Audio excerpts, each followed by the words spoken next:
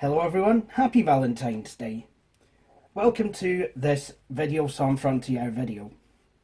Now in this video we're going to be doing absolutely nothing to do with Valentine's Day.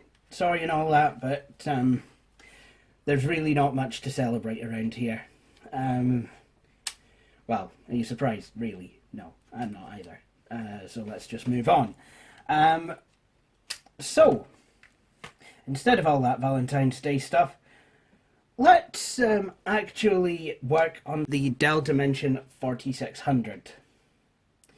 Now, a few months ago, I nicked off with its hard drive to put in a FreeCycle machine because, to be honest, I wanted to get the machine out on FreeCycle. And as you know, when I'm doing FreeCycle machines, if I can, I like to send them away as full computers. And not just, oh, here you are, it's something, no drive, but good luck anyway. So, with that said, the Dell Inspiron was without a hard drive for a wee bit. And I did have an IDE drive in there for, you know, some time. But to be honest, I know this machine could do better. So, about a month ago, I managed to get hold of a 500 gigabyte SATA drive. Now, unfortunately, as some of you will be aware, I have been struggling a bit with depression recently. I mean, this is why it took so long for my Vista video to come out.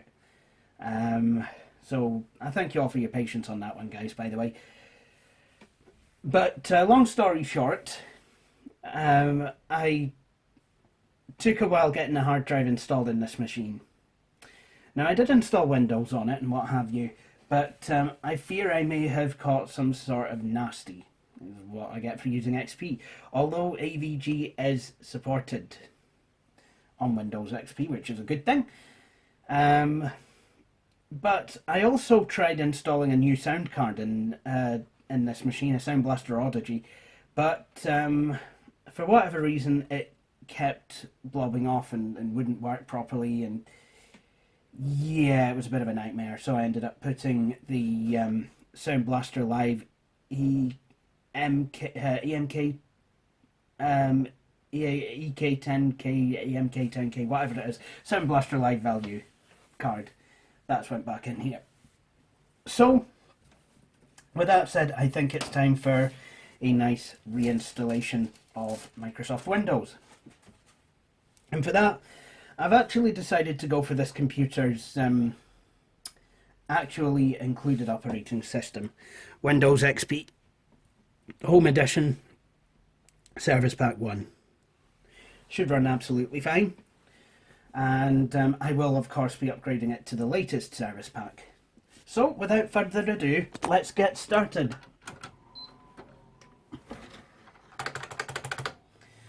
My Model M is now part of this computer corner, so you'll get to hear the buckling spring goodness that is this keyboard, because I upgraded the keyboard on my main machine. Anyway, so we're at the boot menu, so I want to boot from IDE CD-ROM device. Although I have to say, what happens if you didn't have any IDE CD-ROM drives in this system? You had a SATA drive. What would it do then? Would it offer to boot from a SATA CD-ROM device? Would it boot from drive D? Would it say boot from hard drive D or something daft like that? Or would it just refuse to boot? Because I know that you have to, with these, you have to boot from the CD-ROM drive that is set to the master. So, no slave booting for you. Which is probably a good thing. I think most human resources departments have done away with booting slaves. I think it's for the best. Anyway, so now we are into Windows XP Home Edition setup, and it's just loading everything up, as Windows XP Home Edition setup has a tendency to do. I remember this on Windows 2000. In fact, I remember booting from the floppy disk set for Windows 2000. That took ages to boot. And if you decided on the boot disk set for Windows XP, you're going to wait through 6 diskettes instead of just 4, as was the case with Windows 2000. Suffice it to say, I am glad boot from CD-ROM was a thing. And it was on my 2001 custom belt, it's just I didn't know it yet. I know that if I blanked a hard drive it would let me boot from CD-ROM, but that's because I didn't set the BIOS properly, because I'm an idiot.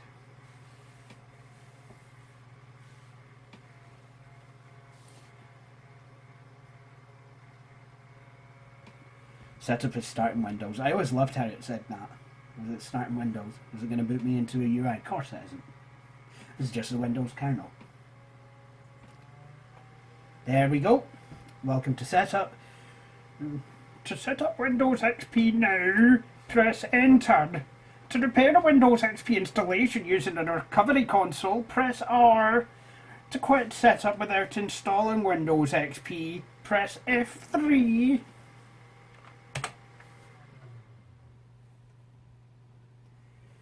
Now it's a way to see if I can find the hard drive. Can it?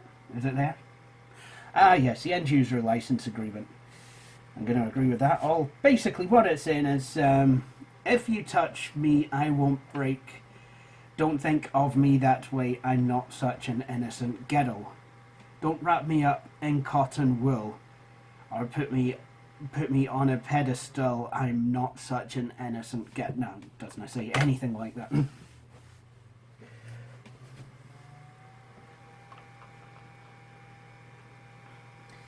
And there's the old crusty XP installation. Let's delete that.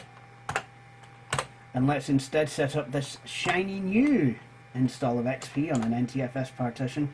I know I should do a full format, but I'm sorry, High Treason, I'm not going to on this one. Really, yeah, I'm sorry about that.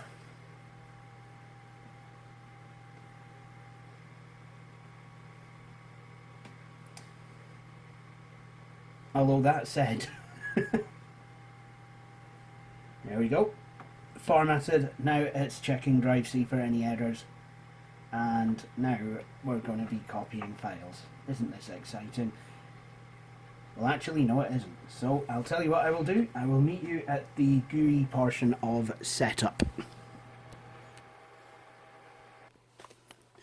Damn it, I can't seem to play Crossy Road on this thing.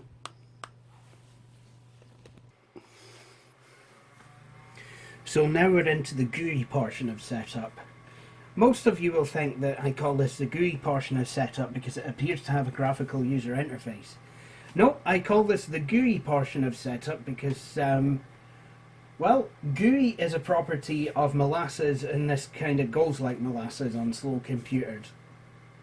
Wait, no, that's not right. I actually do call it the GUI portion because of the graphical user interface. Oh well, just ignore that last statement. So now we're installing devices.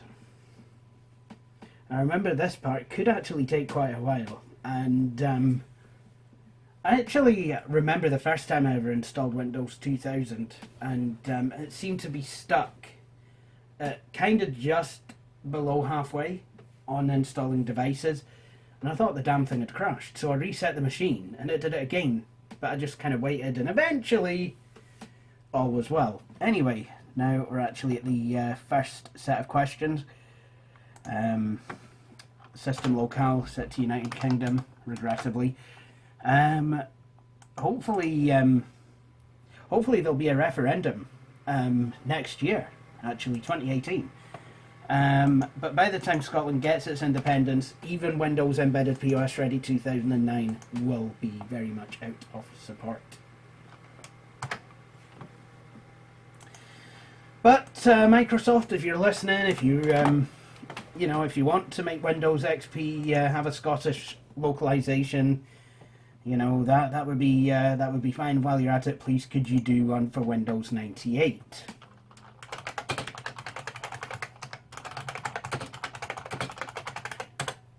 Right, now I need to give this machine a name.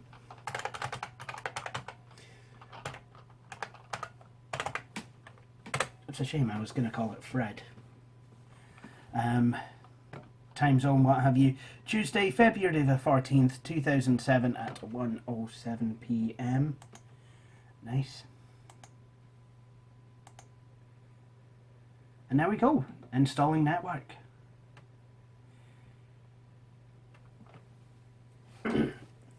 Now the network adapter isn't picked up by Windows XP by default. Certainly not in a version as old as this anyway. I can't remember if it's even picked up by newer versions. But no matter.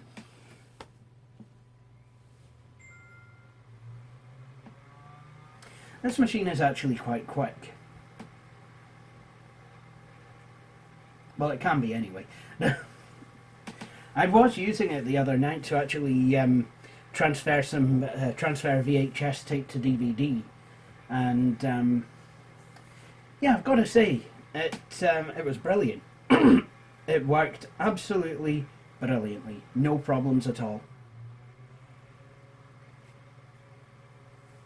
So it can be used as a transfer station, and the reason for that is because of its dual core processor and its Hop-Hog WinTV tuner card, which actually has dual tuners, but I only have the one video source, this VCR, which not the most expensive videotape recorder in the world, but hey, it'll do. It works. I can definitely tell you that. It does work. So I think what I will do is I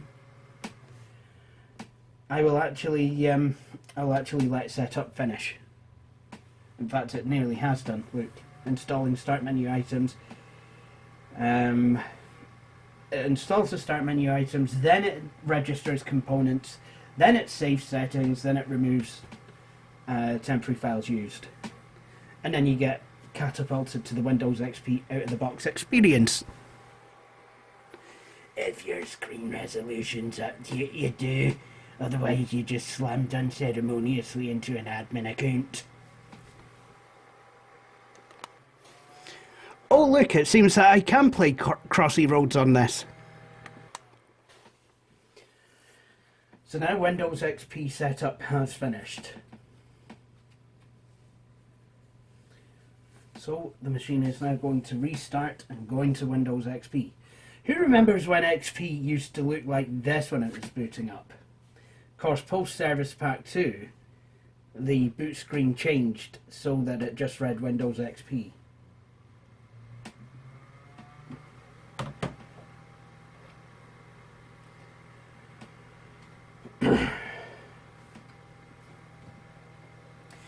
To improve the appearance of visual elements, Windows will automatically adjust your screen resolution. And it does so on most displays to 640 by 480. I remember getting an odd widescreen resolution when setting up my ThinkPad R61 on XP. Oh look!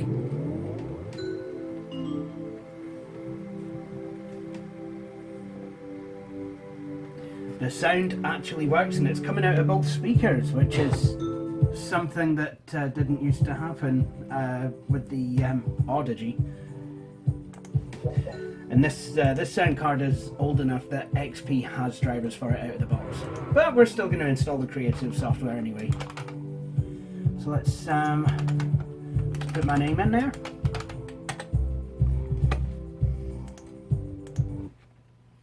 There we go.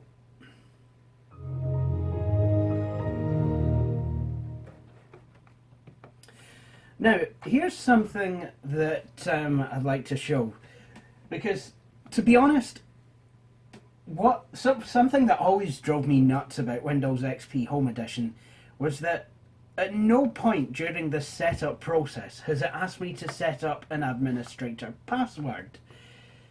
But I could easily log on as the administrator by pressing Ctrl-Alt-Delete at the login screen. Let me just show you.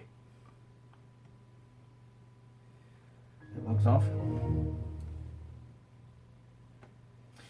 Right, so I can either log in as myself or press Ctrl-Alt-Delete a couple times, then I get the standard Welcome to Windows dialog. you know, the old-fashioned one from Windows 2000, except it says Windows XP Home Edition. All I have to do...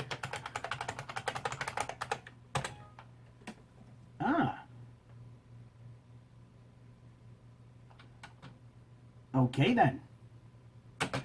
So I've learned something else today. The admin account is restricted in XP Home. Although I have found that on a lot of... I have actually found on a lot of OEM machines, the admin account is unlocked. At least Dell have done what they can to restrict it. But I'm pretty sure that if I logged on in safe mode, let's try it. I mean, I could be wrong again. Oops. No, no, no, I don't want that.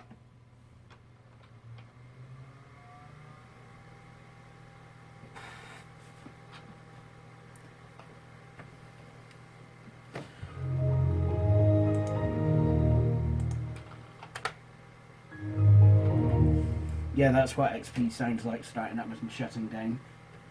It goes do do do do do do do do do do.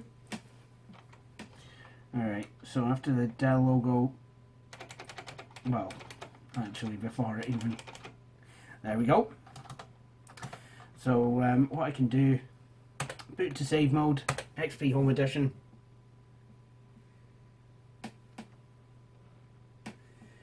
And then this is what you always get when booting into safe mode. You get a verbose boot screen, boot sequence.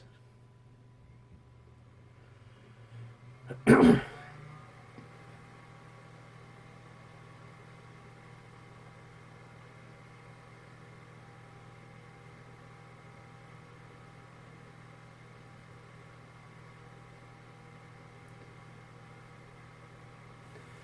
then we have the admin account.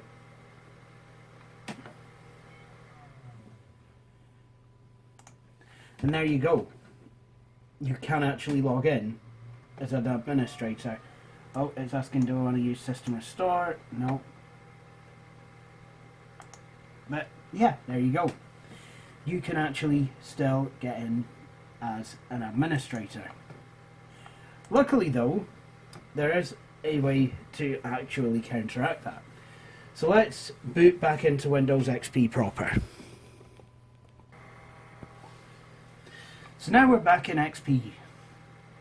Now, to add a password to the admin account, basically what you do, go to Start and then Run, and then type Control space user password 2, and this will get you the old user accounts control panel from Windows 2000.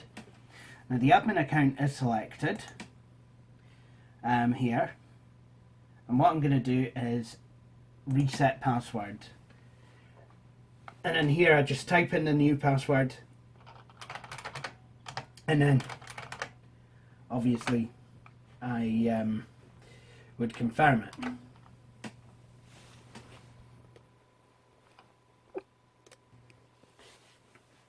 Excellent. And then you just click OK. And now your admin account has a password. Now to set my own user account password, I have to do it this way. Here's another thing that drives me absolutely... Well, it doesn't actually. But something I don't understand why they did was they didn't enable the address bar by default in XP Home. But you can address that issue. Anyway, done that. Go to user accounts, click my profile picture. First I want to change this so it's got the palm trees, and then create a password. And then you can make someone's files private, although how secure that is, well, certainly not that secure, because along came BitLocker and made it better and tied to a hardware thing. Although that's not necessarily 100% secure either. So there we have it. Windows XP is installed. So there you go. Well, we've got working sound and clearly the video works. What more do you want? Oh, you're meaning that I should install some specialized drivers? Why, you bunch of entitled millennial shit. No, I'm getting on. But I will now go ahead and install some drivers. Now, I could install drivers from the Dell Dimension 4600 software disk, but I do have later drivers which would be a better fit. So I will install those instead.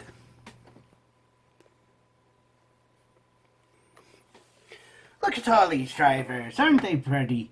Aren't they cute? Where's your mommy? No, I'm kidding on. So I will, first thing I always try and install is the chipset driver because, well, that's kind of what runs everything else if I'm going to be completely honest about it.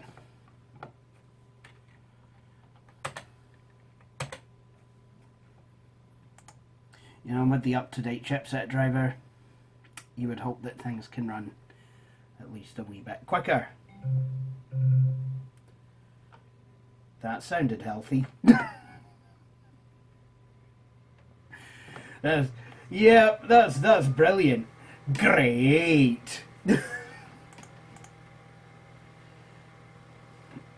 Oh well, let's go ahead and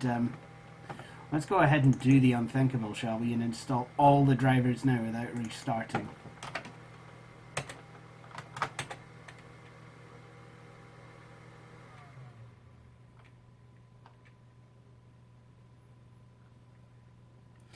So, just to recap, the video card that is in here is an FX 5200.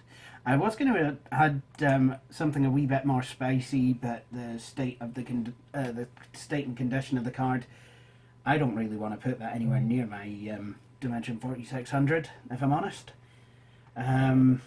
It's quite rusty, and yeah, goodness only knows what's wrong with it and what would happen if I put it in that system. So I think what I will do, well, I've decided to chicken out and restart the machine now, but I might get something in the future, something like an FX 5800 or something higher, but nothing too leery. I mean, it is an XP machine after all, and it is a Pentium 4. You know, even if it does have hyper-threading, it is still an early to mid-2000s Pentium 4 machine. And, you know, I mean, I could throw any AGP graphics card at this that I wanted to throw, obviously within reason, but you know, I mean, there comes a point where it'd be like, you know, why waste money when probably something else is going to strangle the powered anyway? I mean, this is for XP games. So yeah, I'd like to get something a bit better, but nothing too leery. And obviously, because I live in Brexit Britain, I have costs to think about which are climbing ever higher. Thanks, Brexiteers. So I'm at that point in proceedings where I'm actually installing the networking driver. Well, that's very good, isn't it?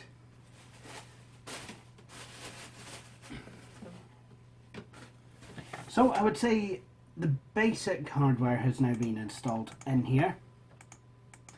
The graphics drivers are installed. Yes, that is a thing that exists.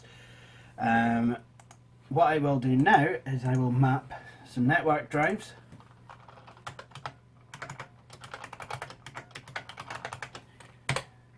There we go.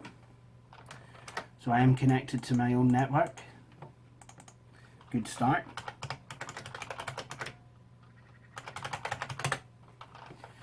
There we are.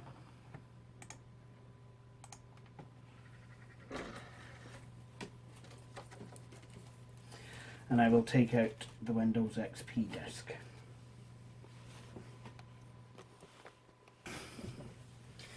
Now, I could just use the sound drivers that came with Windows for my Creative Labs Sound Blaster Live sound card and call that it. But to be honest, the sound card can do better with Creative's own drivers. So I have an installation CD which I am now going to use. I mean, certainly one of the things that this will offer is better MIDI support. Not that MIDI was really used much in Windows XP, but still it always has a use that you might not even think about. So away we go. Install shield. Yep, Europe. For how long? And what I'm going to do here is a full installation without Acrobat Reader 5. Yep. Do I want to select digital speaker output? Nope. So here we go. Sound Blaster Live! Exclamation mark.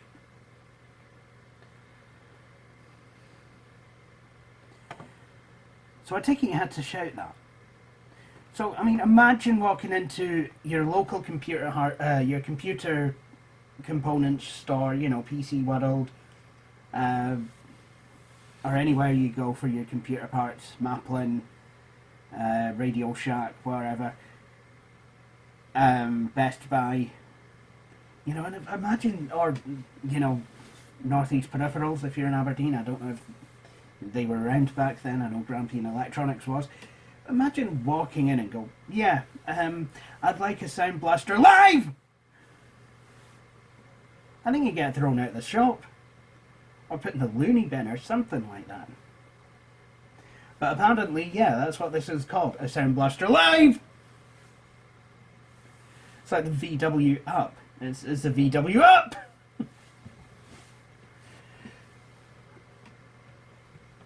Seriously, putting exclamation marks on things that really don't need exclamation marks, that's a peddling.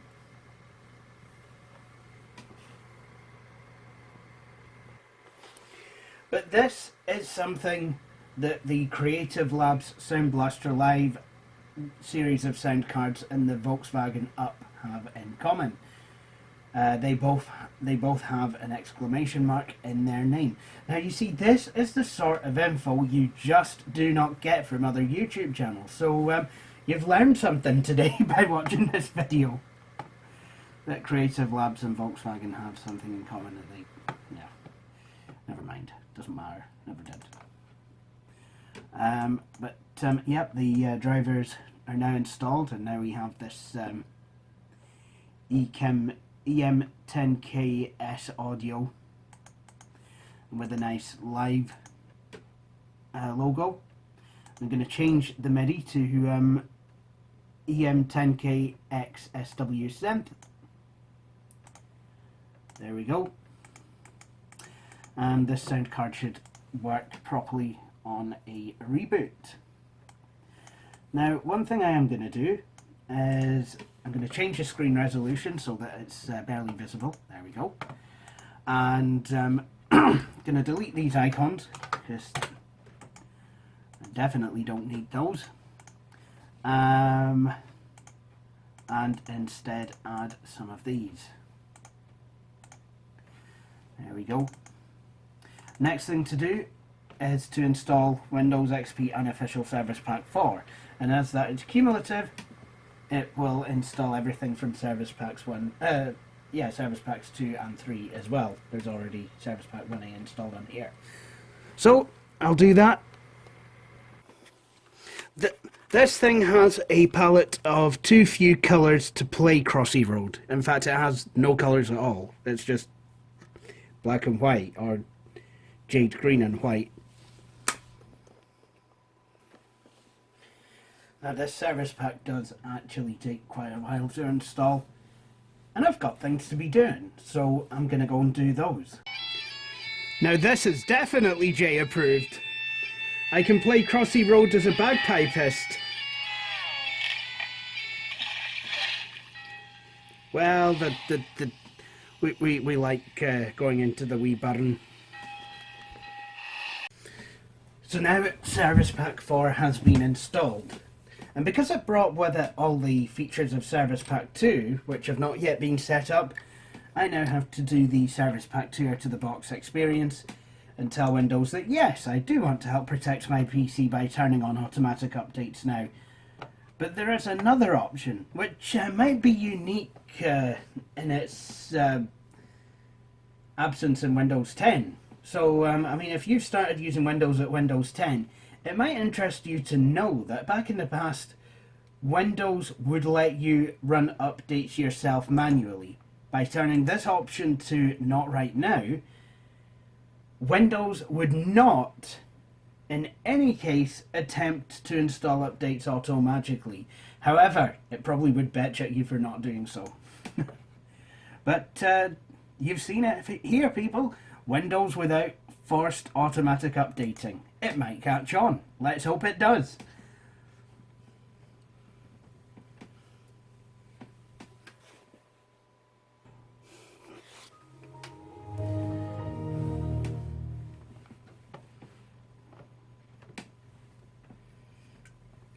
Well, it's going to take a bit of time to start the desktop for the first time under Service Pack 3, let's be honest. But luckily I've got Iron Brew. Oh, Windows XP Service Pack 2, you could never get away from this. And what's this thing trying to do now?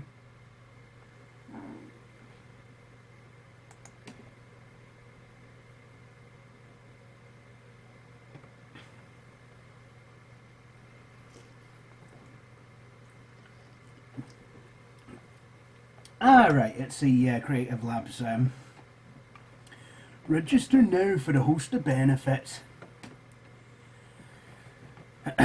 Let's not do that, okay.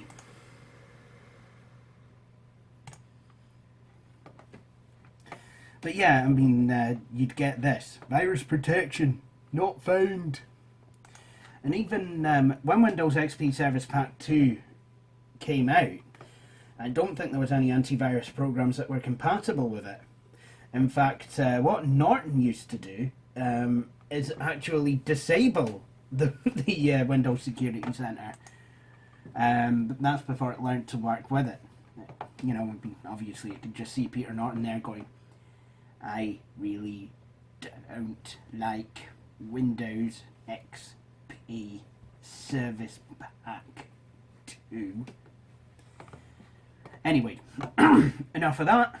Let's continue with the DAS driver installing. So, the unofficial Service Pack 4 gives you not Media Player 10, but Media Player 11, which is kind of nice. Basically, what you have here is Windows XP updated to about sometime in 2014. And speaking of 2014, this Service Pack has actually switched on the ability for Windows XP to download updates meant for Windows Embedded POS Ready 2009. What does that mean for you? It means you have a version of XP that will remain supported up to 2019, and I'm pretty sure Microsoft didn't really want that to happen. But you know, on a machine like this, I'm going to use XP. I'm sorry, I just am. However, on my main machine, you know, I'm perfectly happy using Windows 10, believe it or not. I know some of you will say that that is not a good thing, but then I could rebuttal by saying I really couldn't give a shit.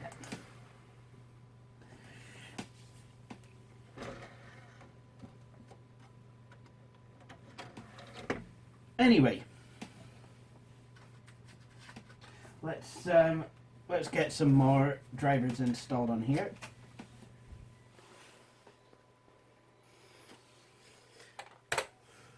So the next thing I plan to install is my TV tuner card. Now, I don't like what Hauppauge have done.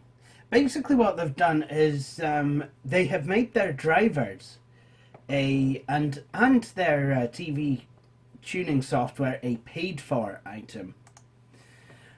You know, even old versions like 7.2, I believe this is 7.1.1.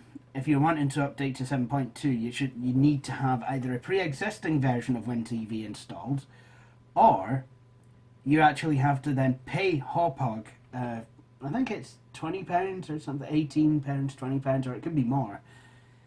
Actually, I think it might be quite a bit more than that, actually. Probably 30 to £40.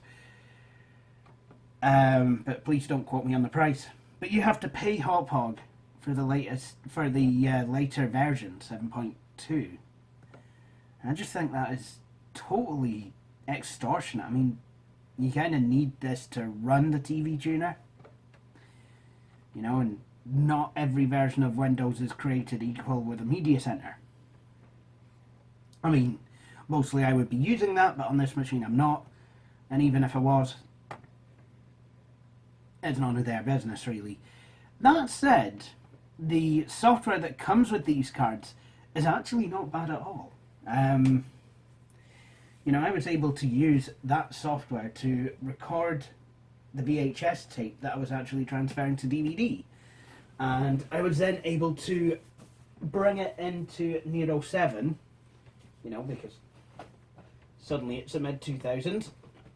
And I was able to, without any problems at all, import it to the DVD project and actually make a video DVD that would work in a DVD player.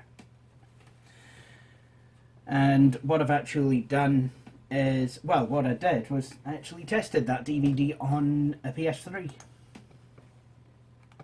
So, you know, hopefully it works in any DVD player. So now I'm going to actually go ahead and install the WinTV application. I'm going to have this videotape ready because, you know, I want to be able to actually tune this in. Now this is a dual tuner, but I do believe it is analog only. So now I'm going to put a tape in the VCR, and then I'm going to open the WinTV application.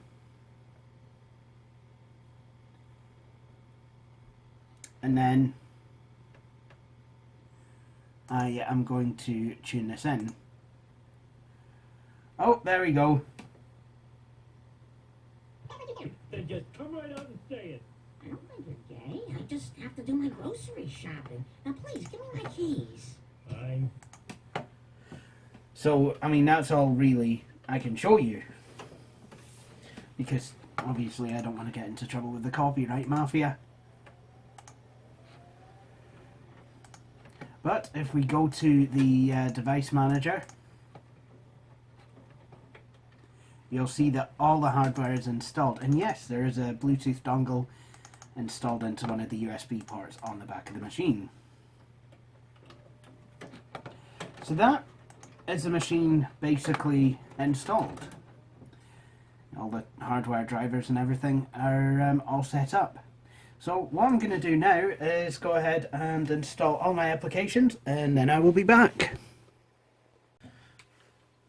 Okay, so it's many hours later, and now this Dell Dimension 4600 is mostly in a workable state. I mean, there's still some odds and ends that I want to tie up, but basically what we've got here is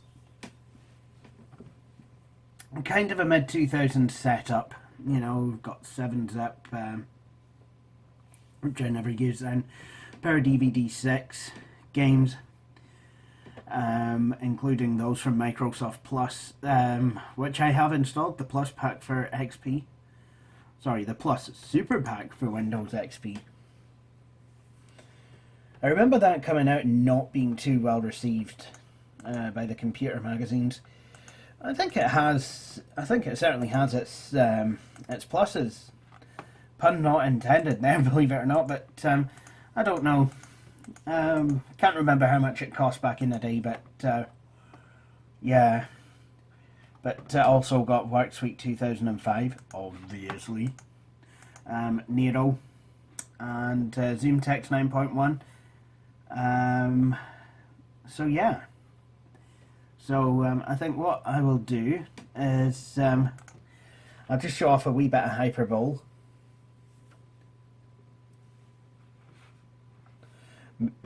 Oh my, that's not good. Yeah, something is, I don't know what is up with this machine, but something is just not right. This is an NVIDIA GeForce FX 5200. We are quite sure, yes? Why this machine is acting like this, I will never know. I don't know why this is doing this. That should not be happening. Okay, sit rep. As you can see, I've got Hyperbole working absolutely fine. I have updated the graphics driver, but we're thinking it could be a dodgy power supply. I mean, this machine is kind of acting a bit strange. To be honest, I really don't like the way that it's acting, or has been acting. It's just not my old friend anymore. I don't know. So yeah, I really don't know what to tell you about this, but I mean, it's working now, and it was working fine the other night. You know, I was able to, like I said, I was able to put a video to DVD and all that good stuff. So yeah. Anyway, I think the best thing I can do is to sign off on this video. I hope you've all enjoyed watching it, and if you have, please feel free to join me for my next video. Thank you for watching this video. If you enjoyed it, please feel free to click on the links to subscribe to the channel, to like videos on Frontier and Facebook, and to follow me on Twitter. But for the meantime, please do feel free to join me for my next video.